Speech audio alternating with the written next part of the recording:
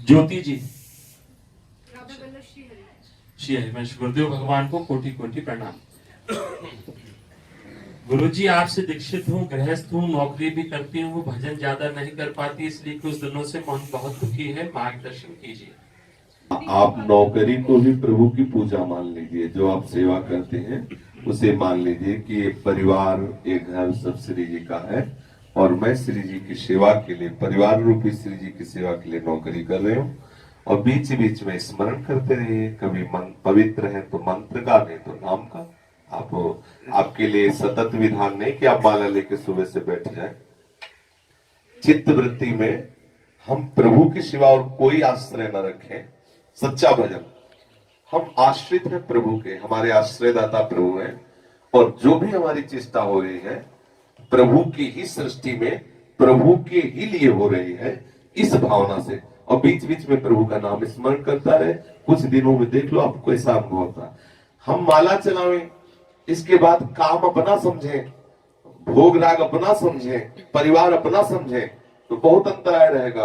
ये बहुत लंबी यात्रा है। फिर वो बात, अपना कुछ है नहीं, अपने प्रभु है। ये सब प्रभु का है। प्रभु के लिए हमें सेवा कर रहे हैं, चाहे अर्थ की चाहे व्यापार की, जो भी। प्रभु के लिए रसोई बना रहे हैं, प्रभु स्वरूप बच्चों को दुलार कर रहे हैं, प्रभु स्वरूप पति की सेवा में है। और बीच बीच में प्रभु का जो नाम गुरु जी ने दिया, मंत्र दिया, स्मरण कर लो। गृहस्थी में इतने से काम बन जाएगा।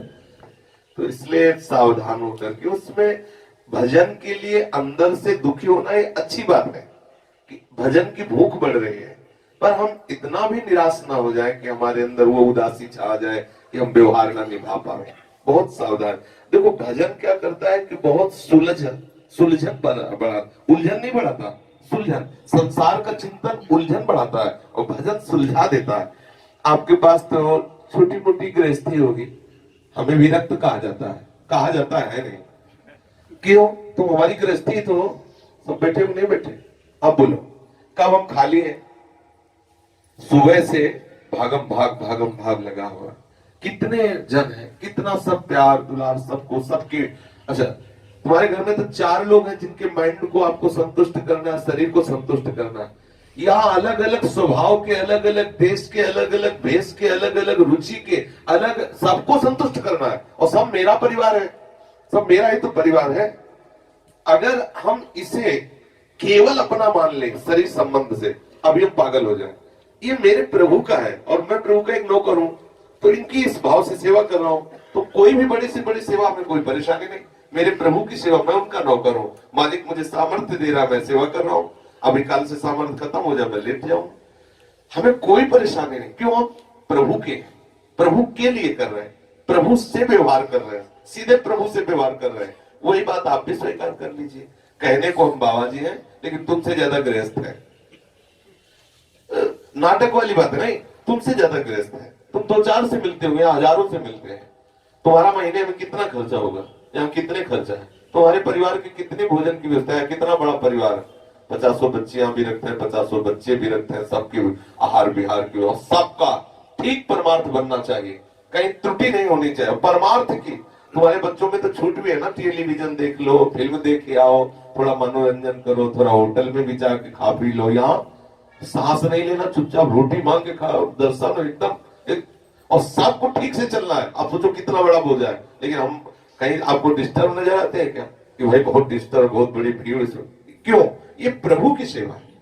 हम जिनकी सेवा में लगे हुए, उस सेवा में इतनी सामर्थ्य है कि पूरे विश्व की सेवा करता हुआ भी असंग रह सकता है।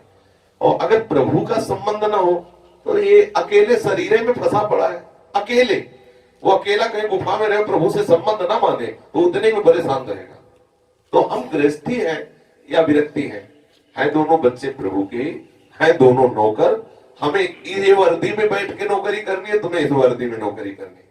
भगवत प्राप्ति दोनों को होनी है, कोई अंतराय नहीं। समझ पा रहे ना? अगर बिल्कुल सरल भाषा में समझा रहे हैं, भगवत प्राप्ति दोनों को बराबर होगी, लेकिन दोनों अपने हृदय में सिर्फ ये बात समझे कि मैं प्रभु का सेवक हूं।